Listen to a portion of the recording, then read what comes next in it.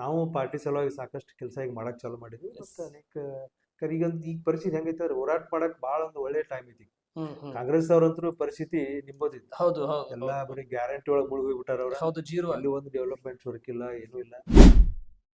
2013 ತಾವು KJP ಇಂದ ಪ್ರಥಮ ಚುನಾವಣೆ ನಿಮ್ಗೆ. ನೀವು ಬೇರೆ ಬೇರೆ ನಿಮ್ಮ ಸಂಘ ಸಂಸ್ಥೆಗಳ ಚುನಾವಣೆಯಲ್ಲಿ ತಾವು ಆಯ್ಕೆಯಾಗಿ ಬರ್ತಾ ಇದ್ರಿ. ಆದ್ರೆ ವಿಧಾನಸಭೆ ಚುನಾವಣೆ ತಾವು ಪ್ರಥಮ ಬಾರಿ KJP ಸ್ಪರ್ಧೆ ಆದಾಗ ಆಯ್ಕೆಯಾಗಿ ಹೋದ್ರಿ. ವಿಧಾನಸಭೆ ಮೆಟ್ಟಿಲನ್ನು ತಾವು ಹತ್ತಿದ್ರಿ. ಬಿಜೆಪಿ ಜೊತೆ ಯಾವಾಗ ವಿಲೀನರಾದ್ರಿ ಸರ್?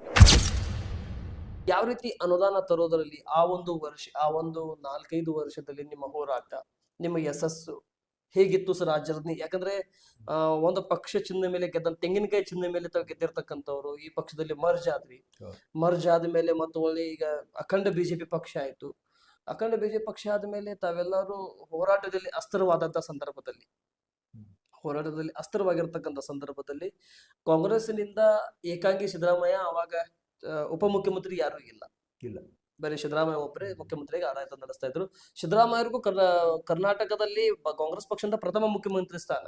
ಹೇಗೆಲ್ಲ ಅಭಿವೃದ್ಧಿ ತರೋದ್ರಲ್ಲಿ ತಮ್ಮ ಪಟ್ಟಣಕ್ಕೆ ತಮ್ಮ ಸಿಟಿ ಅಧಿಕಾರ ಸಿಗ್ಲಿ ಬಿಡ್ಲಿ, ನಮ್ಮ ಫ್ಯಾಮಿಲಿಯಿಂದನೇ ನಾವು ಮೊದ್ಲಿಂದ ಜನರಿಗೆ ಒಳ್ಳೇದಾಗ್ಲಿಪ್ಪ ಅಂದವ್ರು. ಮತ್ತೆ ಯಾವ ಜನರಿಗೂ ಮೋಸ ಮಾಡಿದ ವ್ಯಕ್ತಿ ಅಲ್ಲ ನಾವು. ಯಾವ್ದು ಮೋಸ ಮಾಡಿ ಯಾವ್ದು ಆಸ್ತಿ ಹೊಡೆದಿಲ್ಲ.